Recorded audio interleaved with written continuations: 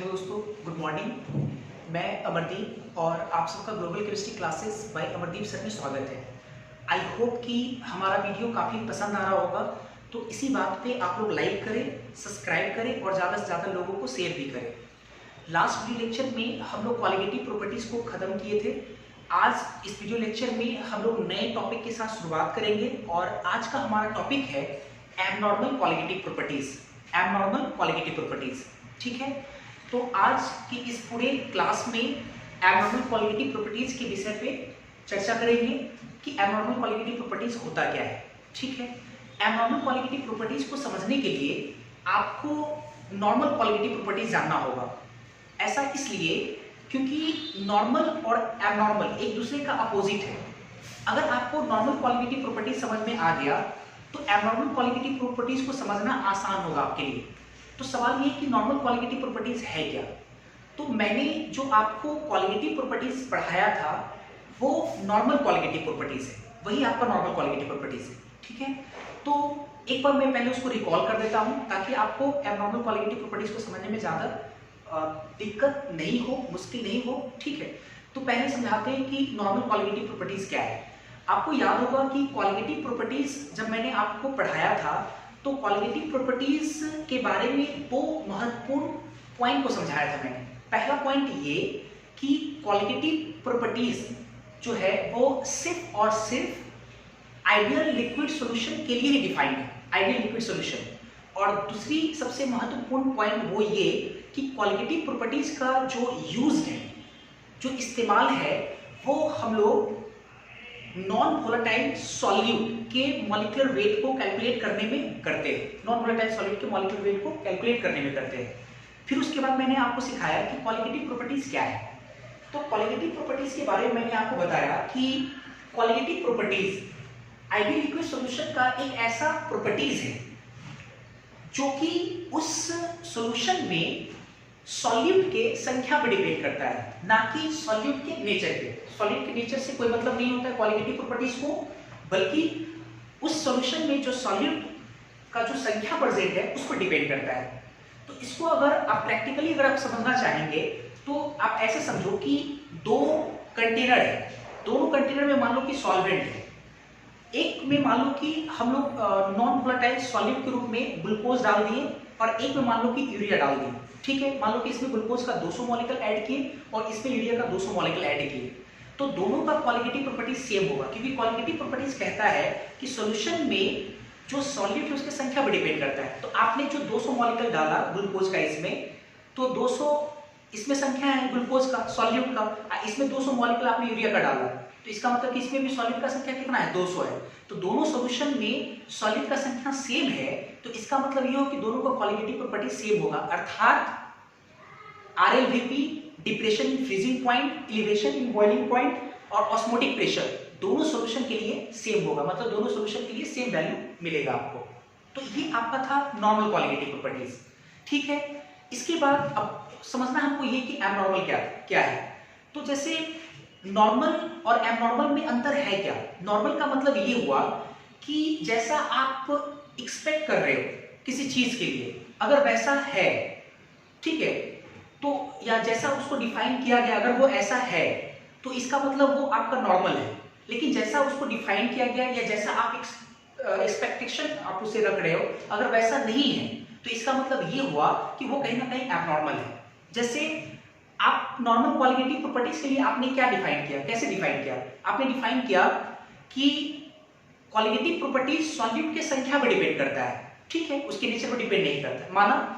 अब एबनॉर्मल क्या है, अगर मान लो कि जो आपने सॉल्यूट को डाला, ठीक है, तो आप जितना सोच रहे हो अगर उतना ही सॉल्यूट उसमें है, उतना ही सॉल्यूट का संख्या है, तब तो वो नॉर्मल है, क्योंकि संख्या पर डिपेंड करता है। आपने 40 अगर मान लो ऐड किया और 40 के करस्पॉन्डिंग ही क्वालिटेटिव प्रॉपर्टीज आ रहा है, तो इसका मतलब वो नॉर्मल है। मतलब हम ये कहना चाह रहे हैं कि आप मान लो कि किसी नॉन वोलेटाइल सॉल्यूट का 200 मॉलिक्यूल ऐड किए, 200 मॉलिक्यूल किसी सॉल्वेंट में ऐड किए और 200 मॉलिक्यूल के करस्पॉन्डिंग आपने थ्योरेटिकली क्वालिटेटिव प्रॉपर्टीज को कैलकुलेट किया। और अगर 200 मॉलिक्यूल अगर है तो इसका मतलब ये हुआ कि एक्सपेरिमेंटल जो क्वालिटेटिव प्रॉपर्टीज आएगा ये दोनों वैल्यू क्या होगा, आपस में सेम हो जाएगा। और सेम हो गया इसका मतलब ये आपका क्या है, नॉर्मल क्वालिटेटिव प्रॉपर्टीज है, लेकिन अगर मान लो कि आपने 200 मॉलिक्यूल किसी नॉन वोलेटाइल सॉलिड को डाला, ठीक है, तो आपने 200 मॉलिक्यूल के करस्पॉन्डिंग उसका क्वालिटेटिव प्रॉपर्टीज कैलकुलेट किया। अगर मान लो किसी कारणवश वो 200 मॉलिक्यूल नहीं रहा, मेरा ये 200 मॉलिक्यूल नहीं रहा, क्योंकि दो घटनाएं होती है, एक होता है डिसोसिएशन का, एक होता है एसोसिएशन का। और ऐसी घटनाओं के कारण होता क्या है कि मॉलिक्यूल का संख्या घट या बढ़ जाता है। डिसोसिएशन का मतलब होता है टूटना। अगर आप सोच रहे कि 200 मॉलिक्यूल डाले, तो अगर मान लो कि वो डिसोसिएट कर गया तो 200 से ज्यादा मॉलिक्यूल प्रोवाइड कर देगा। और अगर एसोसिएट हुआ, एसोसिएशन का मतलब होता है जुड़ना, तो अगर आपने सोचा कि 200 मॉलिक्यूल उसमें ऐड किए, अगर मान लो किसी कारण से वो एसोसिएट हो जाता है, तो इसका मतलब 200 से वो घट जाएगा। तो इसका मतलब क्वालिटेटिव प्रॉपर्टीज जो आप थ्योरेटिकली 200 मॉलिक्यूल के करस्पॉन्डिंग कैलकुलेट किए, और अगर वो डिसोसिएट या एसोसिएट कर गया, तो उसकी करस्पॉन्डिंग जो एक्सपेरिमेंटल क्वालिटेटिव प्रॉपर्टीज आएगा, एक्सपेरिमेंटली जो कैलकुलेट किया जाएगा, वो आपस में सेम नहीं होगा, क्योंकि संख्या बदल गया तो ऑब्वियसली क्वालिटेटिव प्रॉपर्टीज बदल जाएगा, नहीं आएगा सेम। तो वैसे क्वालिटेटिव प्रॉपर्टीज को हम लोग क्या बोलेंगे? Abnormal qualitative properties. तो इसको थोड़ा मैं सरिया करके आपको समझा देता हूं कि नॉर्मल क्या है, एबनॉर्मल क्वालिटेटिव प्रॉपर्टीज क्या है। नॉर्मल क्वालिटेटिव प्रॉपर्टीज हम लोग ऐसे क्वालिटेटिव प्रॉपर्टीज को कहेंगे जिसमें अगर ऑब्जर्व या एक्सपेरिमेंटल, एक ही चीजें होती है, ऑब्जर्व या experimental qualitative properties theoretical qualitative properties के बराबर हो। थ्योरेटिकली मतलब जितना आप मॉलिक्यूल डाले उतना आप सोच रहे हो, और उतने ही मॉलिक्यूल के कॉरस्पॉन्डिंग आपका एक्सपेरिमेंटल क्वालिटेटिव प्रॉपर्टीज आ रहा है। मतलब theoretical qualitative properties experimental qualitative properties के बराबर हो, तो ऐसे क्वालिटेटिव प्रॉपर्टीज को हम लोग बोलेंगे नॉर्मल। और एबनॉर्मल किसको बोलेंगे? एबनॉर्मल हम लोग बोलेंगे वैसा क्वालिटेटिव प्रॉपर्टीज जिसमें थ्योरेटिकल क्वालिटेटिव प्रॉपर्टीज का वैल्यू एक्सपेरिमेंटल क्वालिटेटिव प्रॉपर्टीज के वैल्यू के बराबर नहीं हो। ठीक है, नहीं हो। कब नहीं होगा? जब सॉलिड और सॉल्यूट जो है डिसोसिएट या एसोसिएट कर जाए, तो उसको हम लोग क्या बोलेंगे? Abnormal qualitative properties, abnormal. ठीक है। अच्छा, एक चीज ये, जैसा कि आप जानते हो कि क्वालिटेटिव प्रॉपर्टीज का जो यूज है वो हम लोग नॉन वोलेटाइल सॉलिड के मॉलिक्यूलर वेट को कैलकुलेट करने में करते हैं। ठीक है, सॉलिड के नॉन वोलेटाइल सॉलिड के मॉलिक्यूलर वेट को कैलकुलेशन के लिए करते हैं। तो मेरा ये कहना है कि अगर एबनॉर्मल क्वालिटेटिव प्रॉपर्टीज अगर है, तो इसका मतलब ये हुआ, एबनॉर्मल क्यों हुआ? क्योंकि संख्या घट या बढ़ जा रहा है डिसोसिएशन या एसोसिएशन के कारण। तो अगर संख्या घट या बढ़ जा रहा है डिसोसिएशन या एसोसिएशन के कारण, इसका मतलब क्वालिटेटिव प्रॉपर्टी चेंज हो जाएगा। और अगर क्वालिटेटिव प्रॉपर्टी चेंज हो गया, तो इसका मतलब ये हुआ कि थ्योरेटिकल मॉलिक्यूलर वेट जो आप कैलकुलेट कर रहे हो, जो मॉलिक्यूल जितना आप मॉलिक्यूलर एक्सपेक्टेशन जितना आपका है, जो आप मॉलिक्यूल ऐड किए है ना, उसके करस्पॉन्डिंग जो आपने कैलकुलेट किया थ्योरेटिकल जिसको बोल रहे हैं, और जो एक्सपेरिमेंटल आएगा आपका मॉलिक्यूलर वेट, वो दोनों क्या होगा? चेंज हो जाएगा, अलग होगा। तो अगर अलग होगा मतलब क्वालिटेटिव प्रॉपर्टीज बदल जाएगा, तो इसका मतलब कि मॉलिक्यूलर वेट भी क्या हो जाएगा? बदल जाएगा। तो हमको पहले ये जानना होगा कि क्वालिटेटिव प्रॉपर्टीज के बदलने से मॉलिक्यूलर वेट किस प्रकार से बदलता है, अर्थात कि मॉलिक्यूलर वेट जो है वो डायरेक्टली मतलब किस प्रकार से उस पर इंपैक्ट पड़ता है, ये जानेंगे हम लोग। तो इसको समझने के लिए हम क्या करेंगे कि जो भी क्वालिटेटिव प्रॉपर्टीज मैंने आपको पढ़ाया था, उन क्वालिटेटिव प्रॉपर्टीज के फॉर्मूला को हम एक बार पहले बोर्ड पे लिखते हैं, और उस फॉर्मूला के मैथमेटिकल रिलेशन से हम लोग ये जान पाएंगे कि मॉलिक्यूलर वेट सॉल्यूट का क्वालिटेटिव प्रॉपर्टीज से किस प्रकार से रिलेटेड है, और उस आधार पे ही हम जान पाएंगे कि क्वालिटेटिव प्रॉपर्टीज के बदलने से सॉलिड का मॉलिक्यूलर वेट कैसे बदलता है। सबसे पहले देखते हैं जरा, जैसे नाउ सबसे पहले मैंने आपको पहला पढ़ाया था RLVP, relative loading in vapour pressure, RLVP याद होगा आपको, आरएलवीपी ये बराबर होता था P nought minus P upon P nought, बराबर कितना? X solute. एक्स सॉल्यूट को हम लोग कितना लिख सकते हैं? एक्स सॉल्यूट को हम लिख सकते हैं moles of solute, moles of solute plus moles of solvent, इतना लिख सकते हैं हम लोग। अच्छा, अगर मोल्स को भी हम लोग थोड़े सिंप्लीफाई करें और भी, ठीक है, तो इसको लिख सकते हैं वेट ऑफ, इसी को मैं लिख रहा हूं, ठीक है, weight of solute, molecular weight of solute divided by weight of solute, molecular weight of solute plus weight of solvent molecular weight of solvent, ये आपका आगे होगी। ठीक है, सेकेंड हम लोग देखे थे depression in freezing point. Depression in freezing point delta TF. Delta TF जो था वो बराबर था KF into molality. KF molality को हम लोग कितना लिख सकते हैं? मोलालिटी को हम लोग लिख सकते हैं बढ़िया से, मोलालिटी को moles of solute divided by weight of solvent, अगर ग्राम में है तो इनटू 1000। ठीक है, इसी चीज को अगर हम चाहें तो हम ऐसे भी तो लिख सकते हैं। कैसे? मोल्स ऑफ सॉलिड को लिख सकते हैं given mass by molar mass. ये नीचे में आपका वेट ऑफ सॉल्वेंट होगा, है ना, और इनटू 1000 अगर वेट ऑफ सॉल्वेंट किसमें हो, इन ग्राम। तीसरा हम लोग क्वालिटी प्रॉपर्टीज पढ़े थे। तीसरा डेल्टा टीबी। डेल्टा टीबी बराबर केबी इनटू मोलालिटी। केबी और मोलालिटी को हम लोग लिख सकते हैं मोल्स ऑफ सॉलिड और weight of solvent in gram into 1000। और थोड़ा और इसको सिंप्लीफाई करें मोल्स को, तो weight of solute, molecular weight of solute, weight of solvent in gram into 1000 कर दो, इनटू 1000। और फोर्थ लास्ट क्वालिटेटिव प्रॉपर्टीज है ऑस्मोटिक रेशियो। पाई बराबर हम लोग पढ़े थे सीआरटी। पाई बराबर सीआरटी, सी मोलरिटी है और सी को हम लोग कितना लिख सकते हैं? Moles of solute, volume of solution in litre, R और टी। इसको थोड़ा और देखें तो आप देख पाएंगे, इसको सिंप्लीफाई करेंगे तो weight of solute, molecular weight of solute, नीचे में वॉल्यूम ऑफ सॉल्यूशन हो जाएगा इन लीटर, और ऊपर में पहले से क्या है? आर और टी। ये चार क्वालिटेटिव प्रॉपर्टीज। ठीक है, जैसा कि हम लोग ये समझे कि क्वालिटेटिव प्रॉपर्टीज जो है वो सॉलिड की संख्या पर डिपेंड करता है। तो सॉलिड की संख्या पर डिपेंड करता है तो जानना हमारे लिए ये जरूरी है कि सॉलिड की संख्या पर डिपेंड करता है तो वो डायरेक्टली डिपेंड करता है या इनवर्सली डिपेंड करता है। तब तो ये समझ में आएगा कि संख्या बढ़ने से क्वालिटेटिव प्रॉपर्टीज बढ़ता है या घटता है।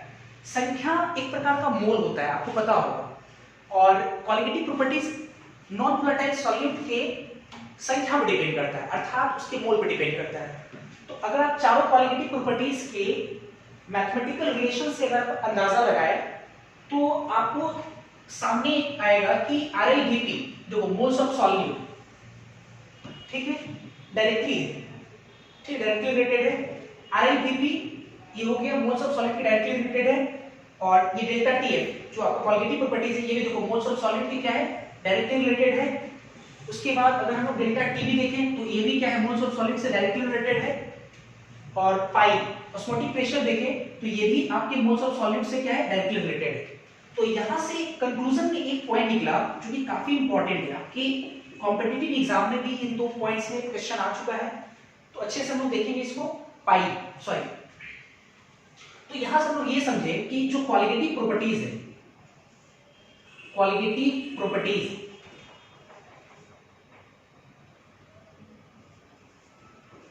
है ये डायरेक्टली प्रोपोर्शनल है क्या? नंबर ऑफ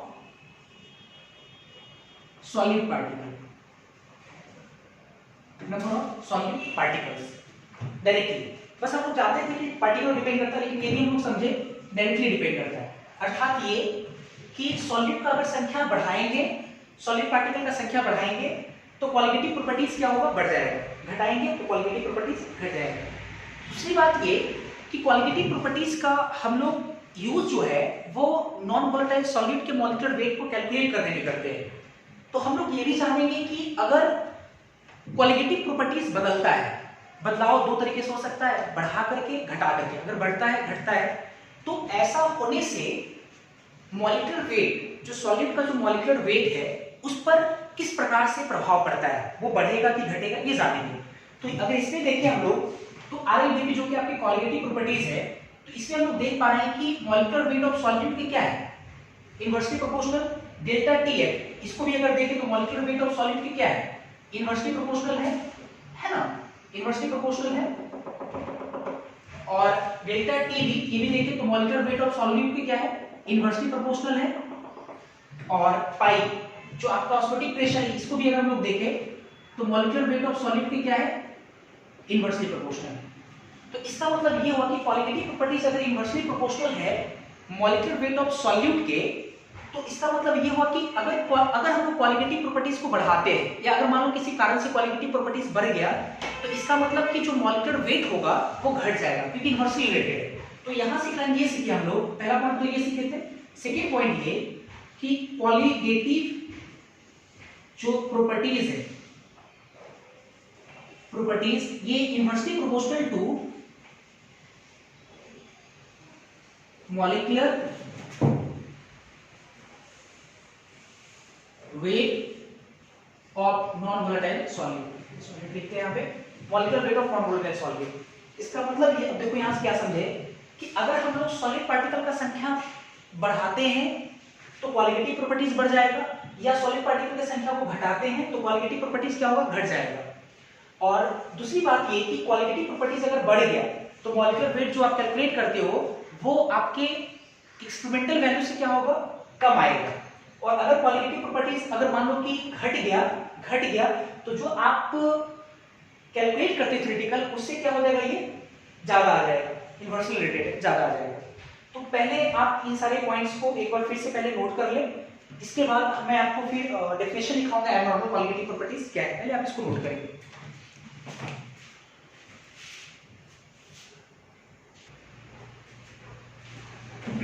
तो अब हम लोग एबनॉर्मल क्वालिटेटिव प्रॉपर्टीज का डेफिनेशन देखेंगे। हेडिंग लगाते हैं हम लोग,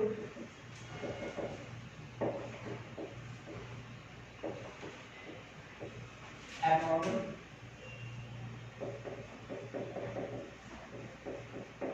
qualitative properties, abnormal qualitative properties. Normal किसको बोले, नॉर्मल सॉलिड के संख्या पर डिपेंड करता है, सॉलिड का संख्या अगर बदले नहीं तो नॉर्मल है, और संख्या अगर बदल जाए तो एबनॉर्मल है। संख्या कब नहीं बदलेगा, जब सॉलिड पार्टिकल डिसोसिएट या एसोसिएट नहीं करे, तो संख्या नहीं बदलेगा। इसका मतलब ऑब्जर्व क्वालिटेटिव प्रॉपर्टीज और थ्योरेटिकल क्वालिटेटिव प्रॉपर्टीज आपस में सेम होंगे, बराबर होंगे, तो उसको बोलेंगे नॉर्मल। और अगर संख्या बदल जाए तो संख्या कब बदलेगा, जब सॉलिड पार्टिकल डिसोसिएट या एसोसिएट करे।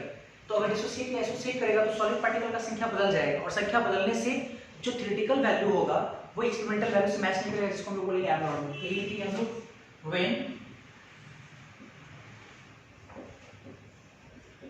solute particle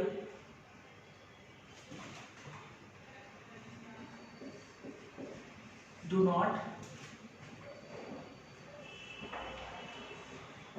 undergoes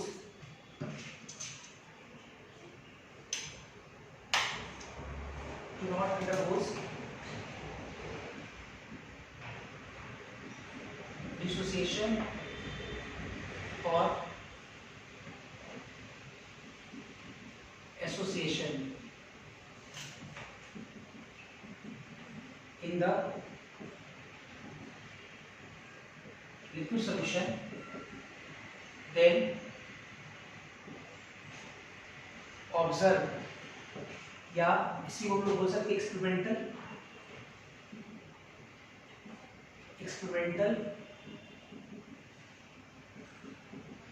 qualitative properties becomes equal to theoretical qualitative properties, and this is called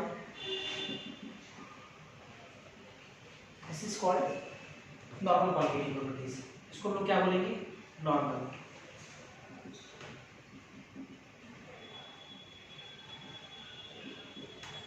normal qualitative properties. But अगर सॉलिड पार्टिकल क्या हो, what if solute particles undergoes dissociation या association in liquid solution, तो then observe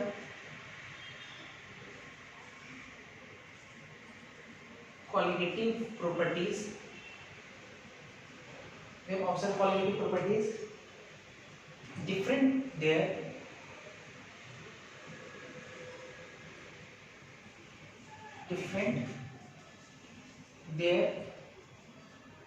theoretical qualitative properties,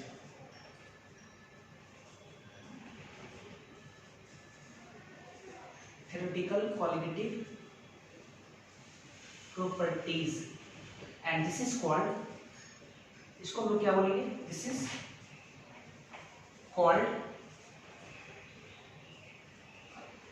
abnormal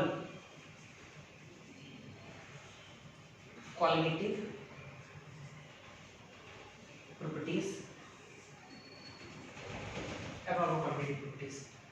ठीक है, ये आपका abnormal qualitative properties हुआ। अब देखो क्या है कि abnormal qualitative properties को नॉर्मल बनाने के लिए, अगर हमको एबनॉर्मल को नॉर्मल बनाना है, तो इसका मतलब कि एबनॉर्मल को अगर हमको नॉर्मल बनाना है, तो जो संख्या एबनॉर्मल का मतलब क्या था, जो संख्या घट या बढ़ गया था, इसके कारण क्वालिटेटिव प्रॉपर्टीज बदल गया, उसको हम बोले एबनॉर्मल।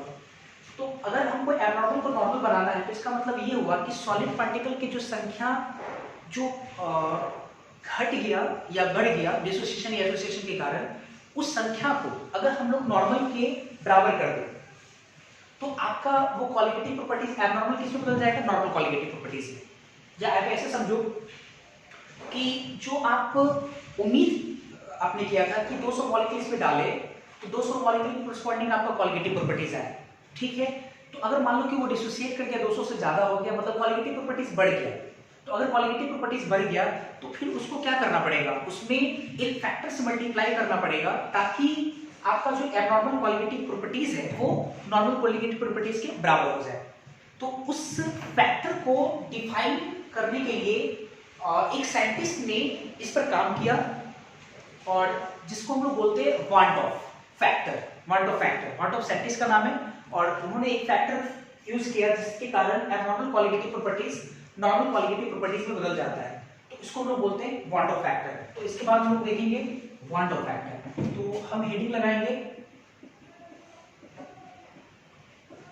वांट ऑफ फैक्टर, जिसको हम लोग स्मॉल आई से रिप्रेजेंट करते हैं, वांट ऑफ फैक्टर, ठीक है। वांट ऑफ फैक्टर, और वांट ऑफ फैक्टर डिफाइन किया गया कि जो आई बराबर होगा, आई बराबर बढ़िया से number of solute particle added, जो आपने सॉलिड पार्टिकल को जो ऐड किया, और ऊपर में होगा number of solute particle in the liquid solution, इन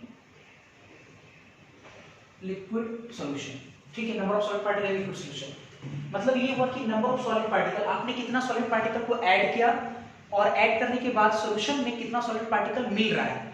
तो कितना सॉलिड पार्टिकल लिक्विड सॉल्यूशन में मिल रहा है और कितना ऐड किया, उसी के रेशियो को हम लोग बोलते हैं आई।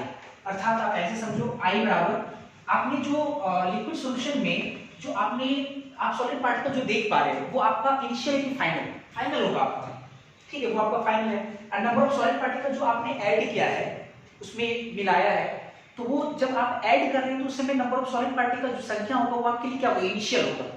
तो इसका मतलब नीचे में आपका an initial, moles of initial, ठीक है, मोल्स इसलिए बोल रहे हैं क्योंकि संख्या कहीं ना कहीं मोल होता है। तो n इनिशियल ऊपर में क्या लेंगे n final upon n initial. तो देखो हम क्या बोलना चाह रहे थे, ये रेशियो ऐसा क्यों है ये समझो जरा। अगर n इनिशियल है, n इनिशियल इसको थोड़ा इधर ले आते हैं, अगर n इनिशियल इनटू अगर i से मल्टीप्लाई हो गया तो n f फाइनल आ जाएगा। तो अगर मान लो ऐसे समझते हैं, अगर मान लो कि जितना आप सॉलिड पार्टिकल ऐड किए, बढ़िया सीखना, अगर आप जितना सॉलिड पार्टिकल को ऐड किए, ठीक है, और अगर सॉल्यूशन में उतना ही सॉलिड पार्टिकल आपको मिला, तो ये दोनों तो बराबर होगा, तो दोनों कट करके वैल्यू 1 दे देगा, एक जैसे देगा, 1 फैक्टर 1 हो गया, तो 1 हो गया i का value, n initial n final बराबर है, तो उस कंडीशन में आपका i का वैल्यू 1 होगा उस कंडीशन में, ठीक है। और क्वालिटेटिव प्रॉपर्टीज आपका क्या होगा, वो नॉर्मल क्वालिटेटिव प्रॉपर्टीज होगा क्योंकि दोनों सेम है। अच्छा, अगर मान लो कि ni है और n फाइनल जो आपको मिल रहा है, ठीक है, तो अगर n फाइनल जो मिल रहा है तो हम उसको क्या करेंगे, i में ni से मल्टीप्लाई करेंगे, तो हमारा क्या निकलेगा n फाइनल। तो ये जो इनिशियल है उसमें i जो है मल्टीप्लाई होकर के वो एक ऐसा संख्या होगा ताकि उसमें जब मल्टीप्लाई होगा तो जो आपका सॉल्यूशन में जो फाइनल संख्या है, ठीक है, वो क्या है, कितना है ना, वो आपका संख्या के कोरस्पॉन्डिंग आपका क्वालिटेटिव प्रॉपर्टीज निकलेगा, जिसके कारण वो एबनॉर्मल जो था वो आपके नॉर्मल क्वालिटेटिव प्रॉपर्टीज में बदल जाएंगे, ठीक है। इसलिए NF अपॉन NI, या और भी इसको मैं लिख सकता हूं, n फाइनल क्या है आपका, n एक्सपेरिमेंटल होगा कि थ्योरेटिकल। देखो इनिशियल जो चीजें होती है ना वो थ्योरेटिकल होता है, तो आप n थ्योरेटिकल बोल सकते हैं नीचे में, और जो फाइनल होता है वो क्या होता है, ऑब्जर्व या एक्सपेरिमेंटल, वो भी ऐसे करके डॉट लगा दी, n ऑब्जर्व बटा n थ्योरेटिकल। या अगर हम लोग मॉलिक्यूलर वेट के अगर टर्म्स में सोचे, मॉलिक्यूलर वेट के हिसाब से, तो आपको याद होगा कि जो मॉलिक्यूलर वेट और क्वालिटेटिव प्रॉपर्टीज में एक दूसरे से इनवर्सल रिलेशन था, और जो क्वालिटेटिव प्रॉपर्टीज है वो नंबर के टर्म्स में डायरेक्टली रिलेटेड था। तो इसका मतलब कि नंबर ऑफ पार्टिकल्स और सॉलिड और मॉलिक्यूलर वेट में कैसा रिलेशन होगा, इनवर्सली का रिलेशन होगा। तो इसका मतलब ये कि n ऑब्जर्व बटा n थ्योरेटिकल का जो रेशियो होगा वो आएगा m theoretical molecular mass theoretical बटा मॉलिक्यूलर मास ऑफ एक्सपेरिमेंटल या ऑब्जर्व, ये हो जाएगा मॉलिक्यूलर वेट,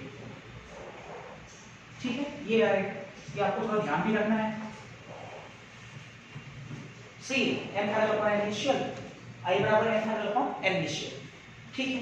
अब जरा देखते हैं, तो जितने भी अभी तक आपने जो फॉर्मूला पढ़ा था क्वालिटेटिव प्रॉपर्टीज का, चार जो फॉर्मूला पढ़े थे, RLVP, delta TF, delta TB और पाई का जो भी हम लोग फॉर्मूला पढ़े थे, उस फॉर्मूला में अगर देखा जाए तो टेक्निकली कुछ प्रॉब्लम है। प्रॉब्लम ये है कि वो फॉर्मूला जो आप लगाते थे, है ना, ये जो चार फॉर्मूला था आपका, वो चार फॉर्मूला आप तब लगाएंगे जब आपका क्वालिटेटिव प्रॉपर्टीज नॉर्मल। ऐसा इसलिए मैं बोल रहा हूं क्योंकि कहीं ना कहीं आप ऐसा समझो कि अगर सॉलिड पार्टिकल का संख्या घट गया, बढ़ गया, अर्थात एबनॉर्मल क्वालिटेटिव प्रॉपर्टीज अगर हो गया, तो एबनॉर्मल अगर हो गया तो कहीं ना कहीं आपका जो चारों का चारों क्वालिटेटिव प्रॉपर्टीज है ना, वो जब आप कैलकुलेट करोगे तो आपके एक्सपेरिमेंटल से मैच नहीं करेगा, एक्सपेरिमेंटल से बिल्कुल मैच नहीं करेगा।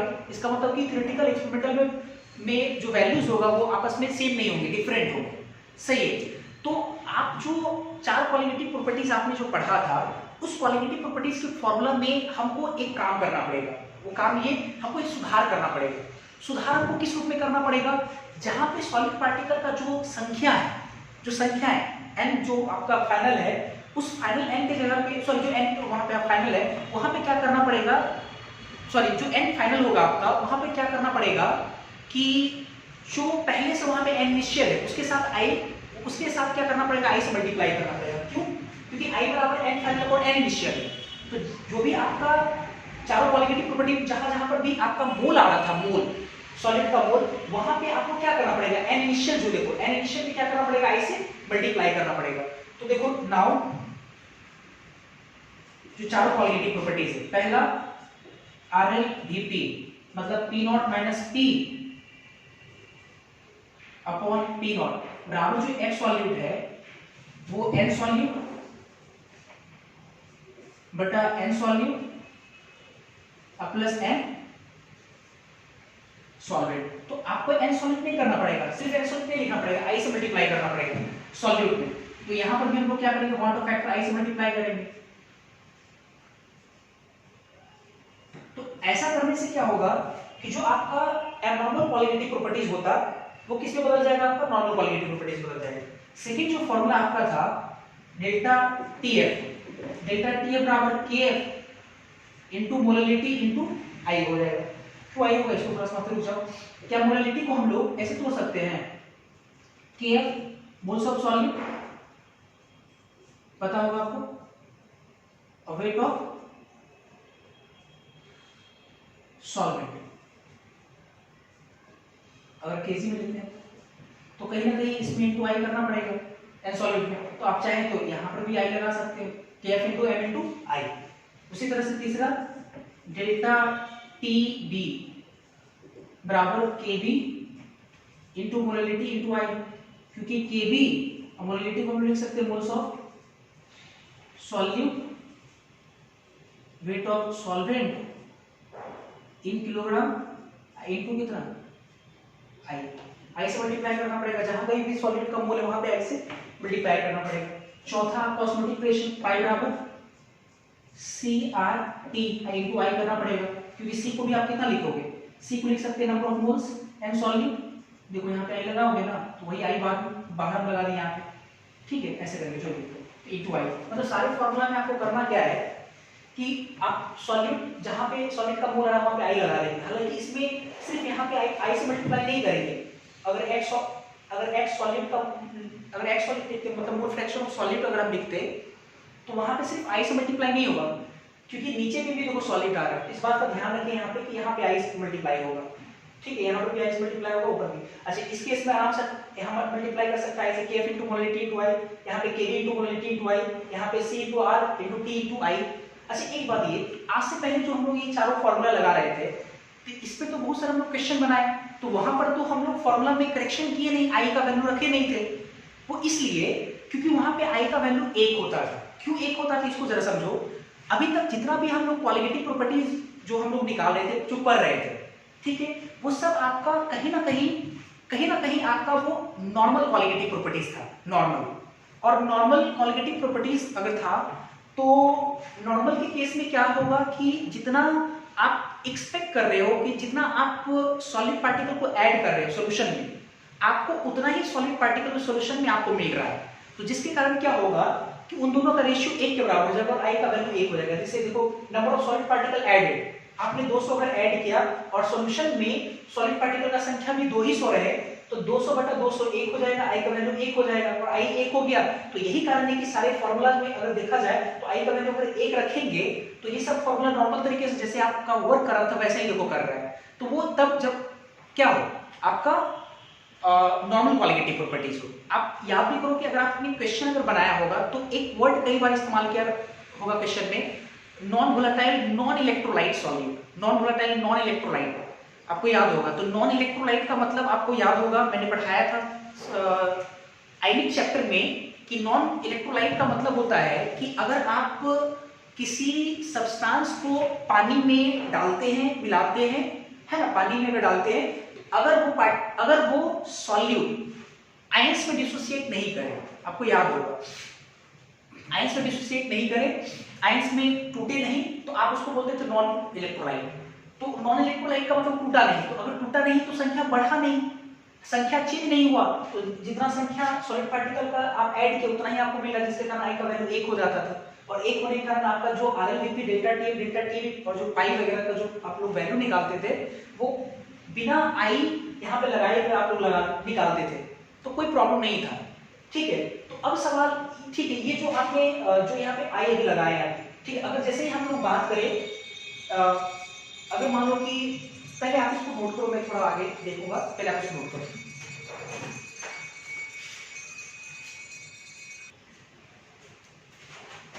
जैसे अगर मान लो अभी जो मैंने चार फॉर्मूला जो लिखा है जिसमें आई से हम लोग मल्टीप्लाई किए, अगर मान लो कि सॉलिड पार्टिकल डिसोसिएशन या एसोसिएशन नेचर वाला नहीं है, दो केस लेते हैं हम। Case first, if solute do not undergoes dissociation or association, ठीक है, एसोसिएशन, डिसोसिएशन या एसोसिएशन में पार्टिसिपेट नहीं करता, तो इसका मतलब हुआ कि कैसा क्वालिटेटिव प्रॉपर्टीज, नॉर्मल होगा, और नॉर्मल अगर क्वालिटेटिव प्रॉपर्टीज हुआ तो इसका मतलब आई का वैल्यू कितना होगा, आई बराबर ए। इस केस में अगर डिसोसिएट नहीं किया आई का वैल्यू ए, और इस केस में आप लोग जो फॉर्मूला लगाएंगे वो कौन सा फॉर्मूला लगाएंगे, R L V P direct कितना P nought minus P upon P बराबर एक्स सॉल्यूट या N solute plus N solvent, मतलब जो ऐसे हम लोग लगाते थे डेल्टा टी बराबर के एफ इंटू मोलैलिटी, तीसरा डेल्टा टी बी बराबर के बी इंटू मोलैलिटी, और चौथा पाई बराबर सी आर टी, ये हम लोग लगाएंगे साथ फॉर्मूला। लेकिन अगर मान लो केस 2 कि अगर सॉल्यूट जो पार्टिकल हो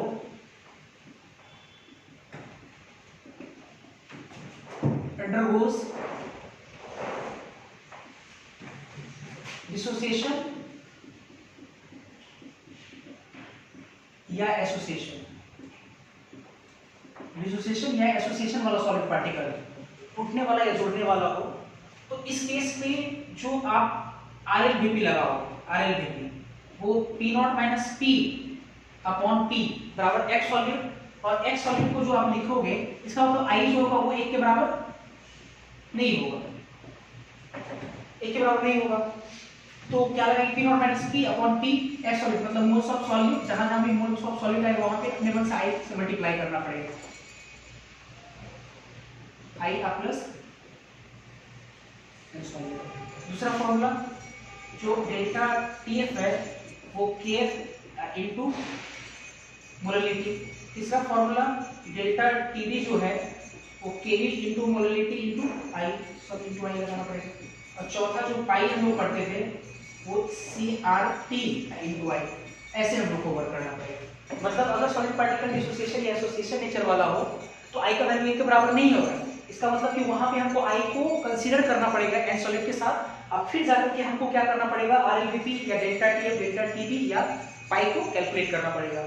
तो इसके बाद हम लोग ये जानेंगे, चलो देखो कुछ सवाल में तो है कि आई अगर डायरेक्ट दिया रहेगा तब तो आपके लिए क्वालिटेटिव प्रॉपर्टीज को कैलकुलेट करना आसान है, लेकिन अगर आई का वैल्यू अगर नहीं दिया है तो इसका मतलब कि आई का वैल्यू आपको कैलकुलेट करने की आना चाहिए। तो इसके बाद हम लोग देखेंगे कि हम लोग आई को कैसे कैलकुलेट कर सकते हैं, तो हम लोग हेडिंग लगाएंगे इसके साथ, इसके बाद कि calculation of want of factor I, ठीक है। तो वहां से हम लोग दो केस लेंगे, क्योंकि डिसोसिएशन का एक केस लेंगे और एक क्या लेंगे एसोसिएशन, मतलब डिसोसिएशन अगर होगा तो उस समय वांट ऑफ फैक्टर का वैल्यू कितना होगा, आई का वैल्यू कैसे निकालेंगे, आई कैसे कैलकुलेट करेंगे, और जब एसोसिएशन का होगा तो उसमें कैसे कैलकुलेट करेंगे। तो पहले आप इसको नोट कर लो।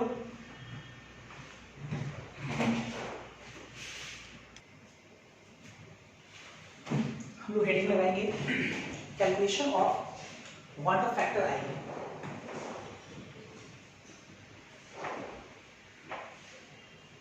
Calculation of want of factor I, ठीक है।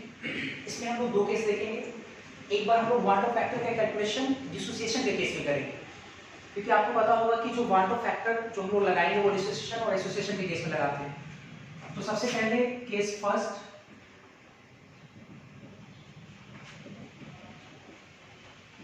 in case of dissociation, dissociation का मतलब क्या होता है, डिसोसिएशन मतलब टूटना। तो कोई अगर एक चीज है और उसको अगर हम लोग लिक्विड सोल्यूशन में डाल देते हैं और मान लो किसी प्रकार से वो टूट जाता है, ठीक है। जो बच्चे इनऑर्गेनिक केमिस्ट्री पर पढ़ रहे होंगे उसको याद होगा कि जो आयनिक कंपाउंड होता है अगर उसको हम लोग पोलर सॉल्वेंट में डालते हैं तो पोलर सॉल्वेंट में डालने के बाद वो आयनिक कंपाउंड आयंस में ब्रेक कर जाता है, उसको पता हो, तो उस केस को हम लोग बोलते हैं डिसोसिएशन, उसको हम लोग बोलेंगे डिसोसिएशन। NaCl आयनिक कंपाउंड है, अगर हम लोग NaCl को एक मोल को लेकर के अगर हम लोग पानी में ऐड करते हैं, मिलाते हैं, तो वो NaCl क्या होगा कि Na+ और Cl- में टूट जाएगा, ठीक है। तो इसी चीज को हम लोग देखते हुए ये समझ में आता है कि डिसोसिएशन का मतलब होता है कि एक से ज्यादा पार्ट मतलब हमको मिलेगा, एक से ज्यादा पार्ट। तो मान लो कि इन जनरल कि ए आपका कोई सॉलिड पार्टिकल है, ए, ठीक है, ए है, ए, और ये टूट करके, ब्रेक करके हमको बी नाम का छोटा एक पार्टिकल प्रोवाइड कर रहा है और उसकी संख्या मान लो n है। कोई एक चीज अगर ब्रेक करता है, टूटता है, कोई अगर एक चीज टूटता है, ब्रेक करता है, मान लो कि एक अभी से ब्रेक करेगा, 2 से ज्यादा हमको पार्ट मिलेगा, 2 मिल सकता है, 3 मिल सकता है, 4 मिल सकता है। तो ए मान लो कि एक बड़ा पार्ट है और ये जो है छोटे छोटे पार्ट में टूट रहा है, और उस छोटे पार्ट का अगर नाम हम लोग बी दे, बी, तो अगर बी का संख्या मान लो 4 है तो 4 भी मिलेगा, 5 है तो 5 भी मिलेगा। तो इन जनरल हम लोग मान लेते हैं कि n मिल रहा है, तो इसका मतलब कितना मिलेगा, n बी, ठीक है। ए टूट करके n बी प्रोवाइड कर रहा है, तो ए एक डाले सॉल्यूशन में और n भी मिल रहा है, मतलब नंबर ऑफ पार्टिकल कितना मिल गया, n मिल गया आपको, ठीक है। अब देखना है, मान लो कि t बराबर 0 पे शुरुआत में जब आप a को ऐड किए, तो इसका मोल मान लो कि a मोल है, a मोल एक प्रकार की संख्या है, ठीक है, a मोल मान लेते हैं। किसी टाइम t के बाद मान लो कि इसका a अल्फा मोल टूट गया, आपको याद होगा अल्फा हम लोग कैसे तोड़ते थे, a अल्फा मोल टूट गया तो बचेगा कितना, a माइनस a अल्फा, और इसका बनेगा कितना, n a अल्फा मोल, कौन सा n a अल्फा मोल, ठीक है ना।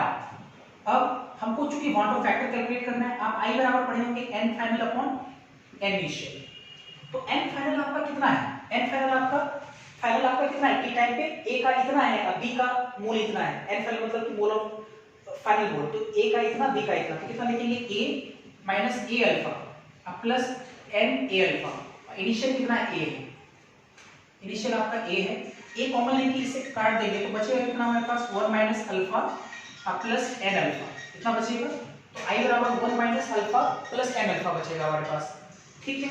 तो अब देखते हैं जरा, i बराबर हमारे पास क्या आएगा, ये 1 प्लस, अगर इसमें n कॉमन लेंगे, सॉरी अल्फा कॉमन लेंगे तो क्या हो जाएगा, n माइनस 1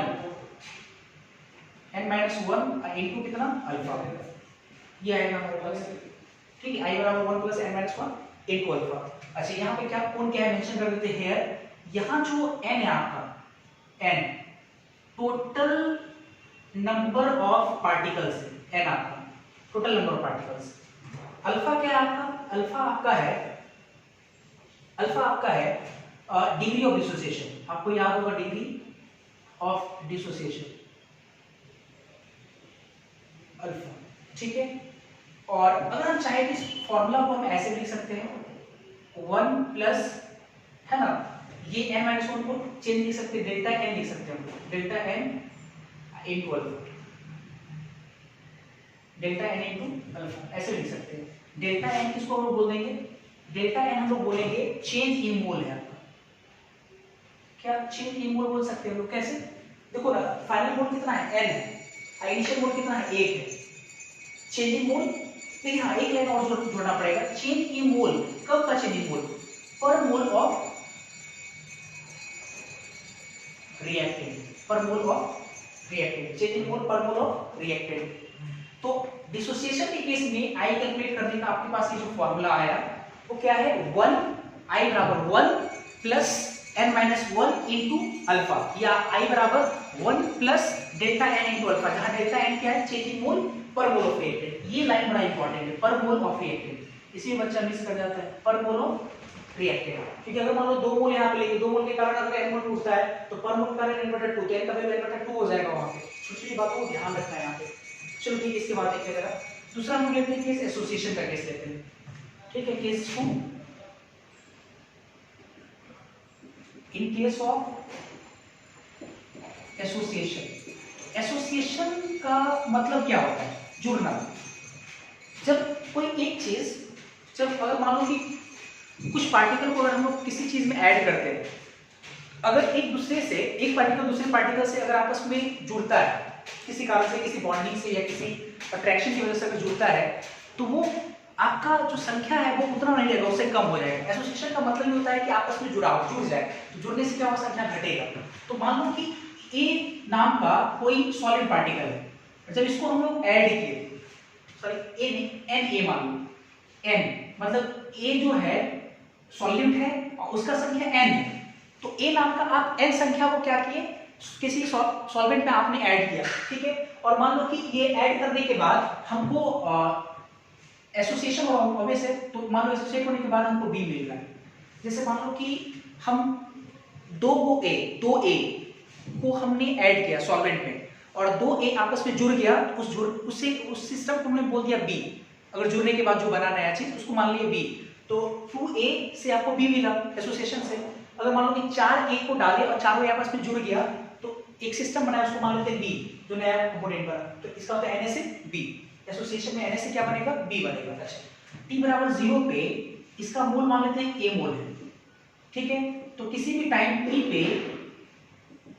t पे ऑब्वियस है इसका मान लो a अल्फा मोल टूट गया, तो बचेगा कितना, a माइनस a अल्फा। किसी टाइम t पे कितना बचेगा, a माइनस a अल्फा। इसका a है, a माइनस a अल्फा बचेगा। अच्छा, इसका कितना बनेगा, इसका बनेगा a अल्फा बाई n। मोल कौन से आपको याद होगा, इसका मोल इसके मोल से भागा और इनका एक्चुअल मोल जितना डिसोसिएट हो रहा है a अल्फा अपॉन n आएगा, आपको पता होगा ऐसी चीज। अच्छा, अब आते हैं नाउ वन टू फैक्टर, अगर i निकालना है तो i बराबर n final upon n initial. Final कितना है, a minus a alpha plus a alpha upon n upon a common लेके काटेंगे तो बचेगा कितना हमारे पास, 1 minus alpha plus alpha upon n, a बचेगा।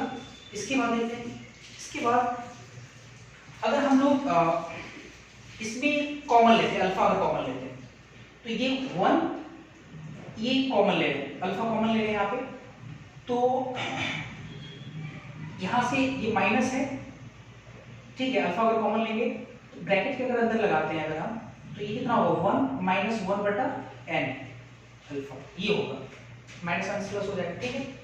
और या फिर इसी चीज को हम ऐसे लिख सकते हैं बराबर, ठीक है, बराबर कितना लिख सकते हैं, 1 minus delta n into alpha, delta n into alpha, या i बराबर 1 माइनस, इसको इधर लेकर जाएंगे एलसीएम के तौर पे, तो n माइनस 1 बटा n इंटू अल्फा, या 1 माइनस डेल्टा n अल्फा, ठीक, ये हम लोग लिख सकते हैं। अच्छा, डेल्टा n यहाँ पे क्यों लिखे, कुछ बच्चे सोच रहे होंगे सर ये तो 1 माइनस 1 अपॉन n है, तो आप डेल्टा n क्यों लिखे, तो कुछ बच्चे कैसे समझते हैं कि सर n माइनस 1 पर डेल्टा n लिखेंगे, ये 1 माइनस 1 बटा n को डेल्टा n क्यों लिखे, क्योंकि यहाँ जो डेल्टा n है वो चेंज इन मोल जरूर है, हियर यहाँ जो डेल्टा n है ये चेंज इन मोल जरूर है, लेकिन पर मोल ऑफ रिएक्टेंट है, यहाँ पे पर मोल ऑफ रिएक्टेंट, यहाँ पे n मोल रिएक्टेंट के चलते कितना है मोल बन रहा है b का, फाइनल कितना बन रहा है, 1 मोल बन रहा है। तो पर मोल किसी रिएक्शन को हम ऐसे भी लिख सकते हैं, a से क्या लिख सकते हैं 1 बटा n b, ऐसे लिख सकते हैं। अब चेंज निकालो, चेंज कैसे निकलेगा, चेंज अगर हम निकालेंगे तो कितना आएगा, 1 बटा n और 1 बटा n माइनस 1, सॉरी थोड़ा सा गलत हो गया, ये अगर हम लोग लेते हैं कॉमन, अगर हम लोग यहाँ पे ऐसे आएगा, सॉरी यहाँ पे अगर प्लस लेंगे तो 1 बटा n माइनस 1 ये आएगा, सॉरी 1 बटा n माइनस 1, यहाँ पे फिर प्लस हो जाएगा डेल्टा n अल्फा। या इसी चीज को अगर हम चाहें तो अगर हम लोग इधर लिखें एलसीएम अगर लेंगे तो 1 माइनस n अपॉन n आएगा, और फिर एक माइनस कॉमन लेंगे 1 minus n minus 1 upon n into alpha बराबर इतना, यहाँ पे कितना हो जाएगा, प्लस हो जाएगा सर, प्लस। इसको मैं चाहूँ तो ऐसे लिख सकता हूँ, आप लोग समझ सकते हो। उधर लिए हम लोग एलसीएम लिए तो 1 माइनस n हुआ, तो n माइनस 1 लिखेंगे तो बाहर माइनस का जाएगा ऐसे। तो आप इसको ध्यान रखो, डेल्टा n इन 1 plus delta n into alpha, और यहाँ पे क्या change in mole per mole of reactant है, तो इस तरीके से आएगा। अल्फा पर समझ में नहीं रहा है। अच्छा, n कितना है, n number of associate particle है, ठीक है, कितना पार्टिकल एसोसिएट किया, और अल्फा आपका यहाँ पे क्या है, डिग्री ऑफ डिसोसिएशन, नहीं एसोसिएशन बोलेंगे, डिग्री ऑफ एसोसिएशन, ठीक है। तो आप ये जो मैंने आपको सिखाया कैलकुलेट करने के लिए, आपको क्वेश्चन बनाने के क्रम में आपको इतना काम नहीं करना है, आपको फॉर्मूला याद रखना है, तो दिमाग में आपको इसको छापना है। अगर आई का वैल्यू अगर आपको लगाना है तो पहले आपके इसको डिफाइन करना कि डिसोसिएशन का है कि एसोसिएशन का। अगर डिसोसिएशन है, बड़ा आराम से, अगर डिसोसिएशन है तो आई बराबर होगा 1 प्लस, डिसोसिएट में बढ़ता है, बढ़िया समझना, बढ़ता है तो 1 plus n minus one into alpha, one plus, हम तो ये फॉर्मूला आपको रिकमेंड करेंगे आपको कि ये फॉर्मूला आप याद करो, ये वाला नीचे वाला ऐसा, इसको याद रखो, और इस वाले में आप इसको याद रखो, इस वाले को हम इसी को रिकमेंड करेंगे आपको कि इस चीज को याद रखो। तो डिसोसिएशन के लिए 1 plus n minus one into alpha, और एसोसिएशन देखो 1 माइनस, एसोसिएट करेंगे घटेगा तो माइनस लगा देंगे n माइनस वन, और ध्यान रखना बस के नीचे में n से गुना और डिवाइड हो जाएगा i इंटू अल्फा। तो क्या हो गया, i बराबर डिसोसिएशन में बढ़ेगा तो प्लस लगाएंगे, 1 प्लस, दिमाग लगाओ, डिसोसिएशन पार्टिकल बढ़ेगा 1 plus n minus one into alpha, association घटेगा तो 1 माइनस, घटेगा 1 माइनस n माइनस वन, नीचे में n इंटू अल्फा। तो सब याद करने में आपको सहूलियत मिलेगा, ये रिकमेंड कर रहे हैं आपको ये वाला क्वेश्चन याद करने के लिए, शायद ये आसान भी होगा याद रखने में। तो इन दोनों को आप याद कर लें, और फिर इसके बाद हम लोग देखते हैं कुछ एग्जांपल देखते हैं डिसोसिएशन और एसोसिएशन किस किस केस में होता है। तो पहले आप इसको नोट करें।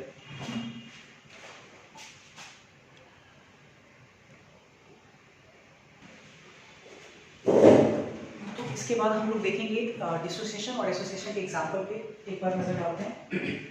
तो डिसोसिएशन के जो एग्जांपल्स है, ठीक है, वो आप जानते नहीं होंगे ज़्यादा, ठीक है।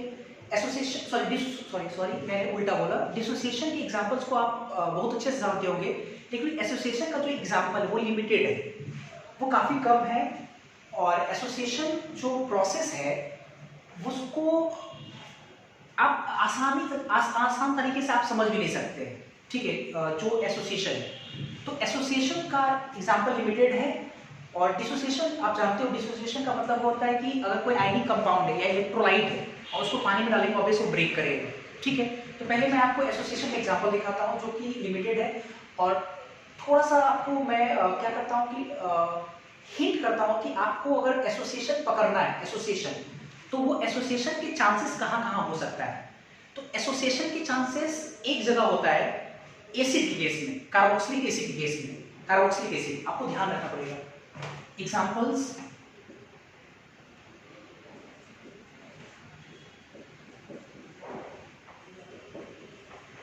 ऑन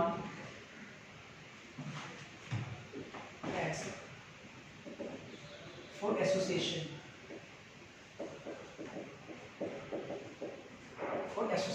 एसोसिएशन के एग्जांपल है कार्बोक्सिलिक एसिड,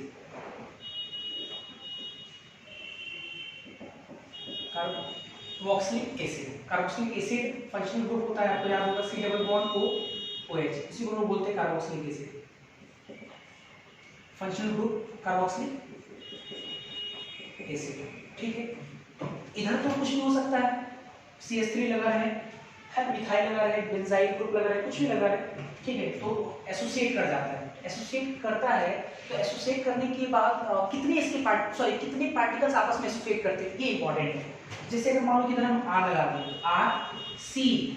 RCOOH, ठीक है, ये आपका कार्बोक्सिलिक एसिड है और ये एसोसिएट करता है, इसके दो मॉलिक्यूल आपस में एसोसिएट कर जाते हैं। कैसे एसोसिएट करता है, मैंने आपको बोला भी था कि एसोसिएशन और जो तरीका होगा वो किसी भी फोर्सेस या किसी इंटरेक्शन की वजह से क्या होगा, वो आपस में जुड़ेगा। देखो कैसे जुड़ता है, दो molecule C double bond O single bond O single bond H, ये कार्बोक्सिलिक एसिड। और एक और कार्बोक्सिलिक एसिड लेते हैं, जैसे C, ठीक है, C डबल बॉन्ड O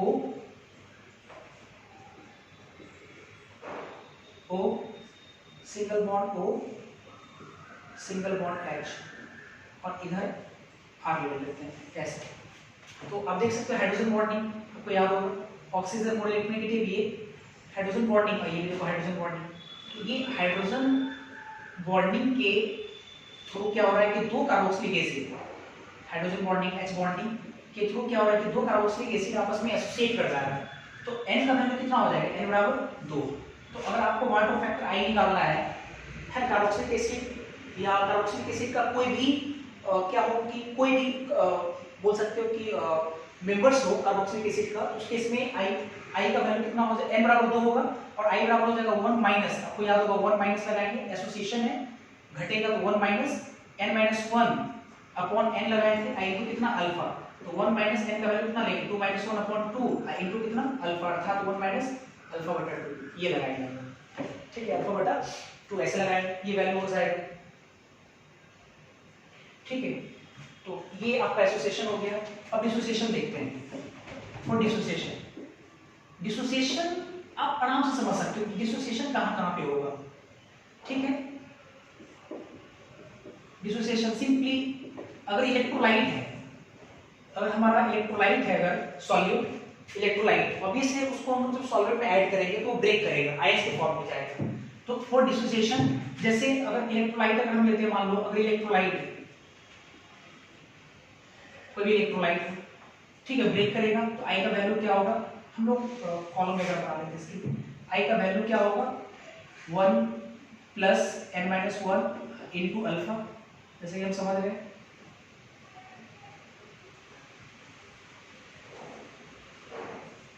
और एक बार और देखेंगे हम लोग आई का वैल्यू, लेकिन तब आई बराबर, तब जब आई जब कितना हो, अल्फा बराबर 1 हो, अल्फा 1, तब देखेंगे हम लोग आई बराबर कितना होगा 1 plus n minus 1 into alpha, अर्थात n के बराबर हो जाएगा।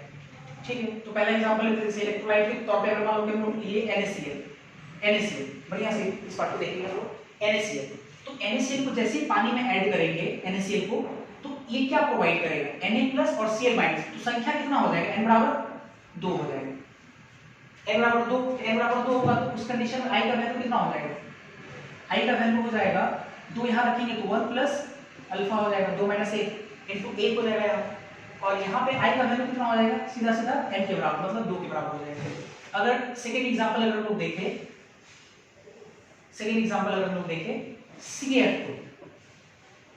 CaF2, तो इसको हम लोग आयंस के फॉर्म में अगर ब्रेक करेंगे तो ये कैसे टूटेगा, Ca पे डबल प्लस प्लस 2F पर सिंगल माइनस, तो 2 फ्लोरीन आयन और 1 कैल्शियम डबल प्लस आयन, तो n का वैल्यू कितना हो जाएगा, टोटल 3 हो जाएगा। एक लिए 3 आयन मिल रहा है तो 3 पार्टिकल मिल रहा है, n का वैल्यू 3, तो i बराबर कितना रखेंगे 1 प्लस 3 रखेंगे तो 3 में से क्या था 2 अल्फा, लेकिन i का वैल्यू तब निकालेंगे जब अल्फा अगर 1 है, अगर दिया हो क्वेश्चन में 100% डिसोसिएट करिए आप, इसका मतलब i वैल्यू 1 हो गया, तो उस कंडीशन में i कितना हो जाएगा हमारा, सीधा n के बराबर, और n कितना है 3।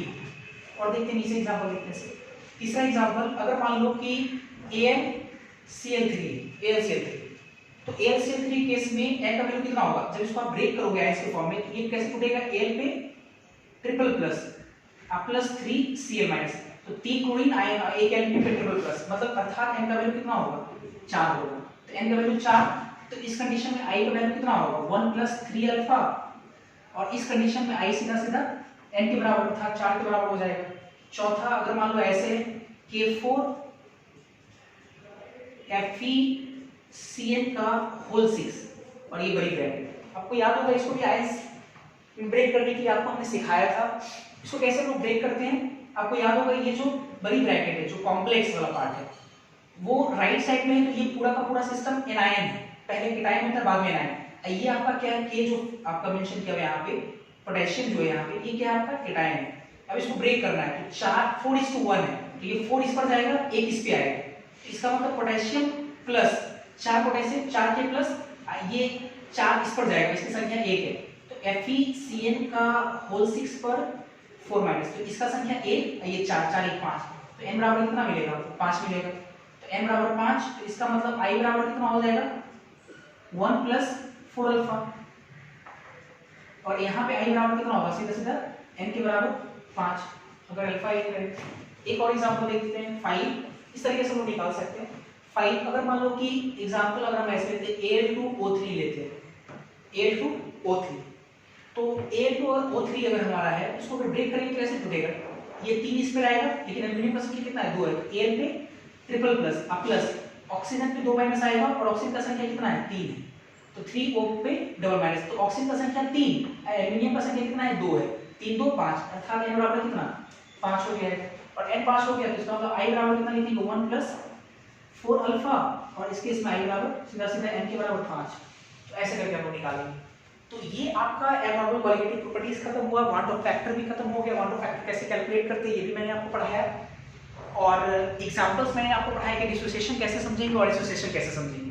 डिसोसिएशन तो आसान है, अगर इलेक्ट्रोलाइट होगा टूटेगा, आयन प्रोड्यूस करेगा, उसकी संख्या निकाल लेंगे और वाट ऑफ फैक्टर उससे निकल जाएगा। और एसोसिएशन का केस लिमिटेड है, आपको बस ये देखना है एसिड कि कोई भी अगर मेंबर हो, कार्बोक्सिलिक एसिड के कोई भी अगर मेंबर हो, अगर क्वेश्चन जिक्र किया हुआ जिसका मतलब वो समझो कहीं ना कहीं एसोसिएशन होगा, और एसोसिएट करेगा तो उस केस में कितना एसोसिएट करेगा ये इंपॉर्टेंट, तो n बराबर 2 होगा, और इस हिसाब से हम लोग क्या करेंगे, वाटर फैक्टर आपका वैल्यू हम लोग निकाल सकते हैं इससे। अच्छा, तो ये थ्योरीज आपका पूरा खत्म हो गया। तो अब क्या है कि आप लोग घर पे अपने जो है असाइनमेंट के क्वेश्चन नंबर जो मैंने लास्ट क्लास में मैंने दिया था क्वेश्चन ऑस्मोटिक प्रेशर पे, आपको याद होगा 29 से 38 दिया था मैंने, तो आज आप लोग 39 से लेकर के 48 कर सकते हो, 39 से 48 कर लेंगे। और अगली क्लास में हम एक छोटा सा लॉ है हेनरीज लॉ, ये पढ़ाएंगे, उस पर 2 क्वेश्चन है, और जो आज के जो डाउट होंगे आपके क्वेश्चंस में उसको हम लोग कल वाली क्लास में डिस्कस करेंगे। इस तरह से आपका सॉल्यूशन खत्म हो गया, खुद खत्म हो जाएगा कल की क्लास के बाद। हो सकता है कि अगली क्लास में मैं जेईई से एडवांस का क्वेश्चन भी कराऊं। तो इसी के साथ हम समाप्त करते हैं। Thank you.